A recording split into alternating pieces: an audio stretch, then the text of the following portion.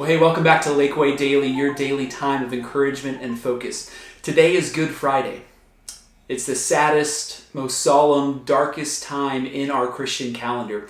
We like to really skip over it some and get to Easter Sunday because tonight we will remember the crucifixion of Jesus.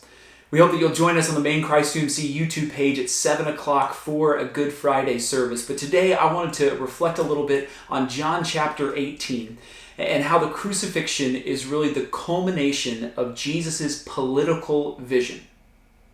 Keep that in mind as we read John chapter 18, and I'll read 33 through 38. Pilate then went back inside the palace and summoned Jesus and asked him a political question. "Are you king of the Jews?" "Is that your own idea?" Jesus asked, "or did others talk to you about me?" "Am I a Jew?" Pilate replied. "It was your people and your chief priests who handed you over to me. What is it that you've done?" And Jesus said, "My kingdom is not of this world. If it were, my servants would fight to prevent my arrest by the Jews. But now, my kingdom is from another place." "You are king then," said Pilate. Jesus answered, "You are right in saying that I am a king. In fact, for this reason I was born, and for this I came into the world, to testify to the truth. Everyone on the side of truth listens to me." What is truth? Pilate asks. So this is the culmination of Jesus' political vision.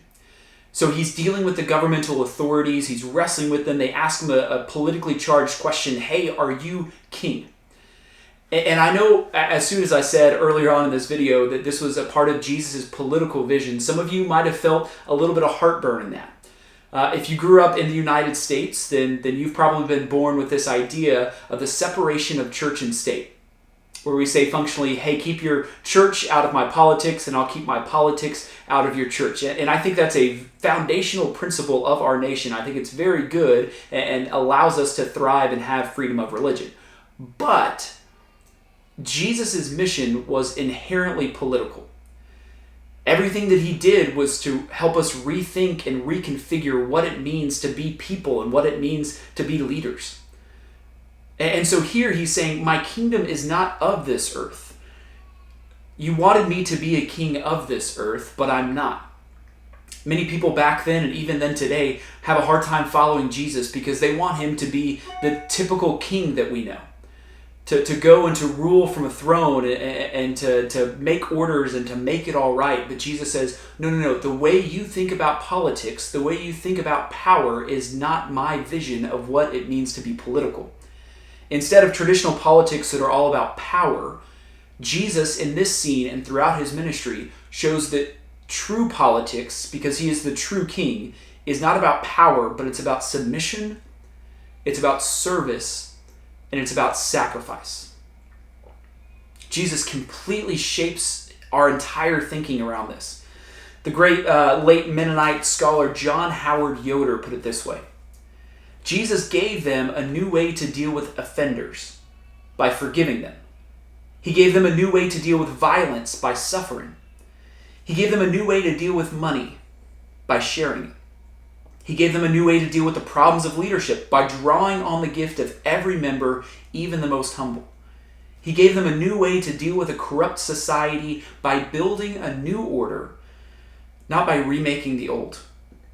He gave them a new pattern of relationships between a man and a woman, between a parent and a child, between a master and a slave, in which was made a concrete, radical new vision of what it means to be a human person. Jesus' kingdom is not of this world. It looks vastly different than what we experience today. But we are members of that kingdom. That's where our citizenship is. Our citizenship is in heaven. And I think that's so important to remember during this election year. We are still in an election year. To remember that our political leaders, they may be elected representatives and we're called to pray for them and respect their laws, but they are not our king. That our king, Jesus, tonight we will remember he chose not a throne, but he chose a cross. He didn't choose power, he chose sacrifice. He had a crown, but it was made of thorns. And his agenda was not bills but his agenda was sacrificial love. That's why it's Good Friday. That's why the cross, although tragic it is, we remember what Jesus is trying to shape in our minds, that true love is sacrificial, it's submissive, it's in service to others.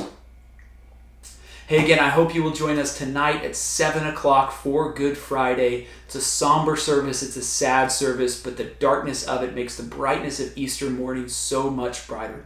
We hope you'll keep checking out these videos. Tomorrow, we will be posting another Lumpy Life vlog. It's a day in the life of my family. We hope you'll check back for that. I love you. I miss you. Be safe. God bless.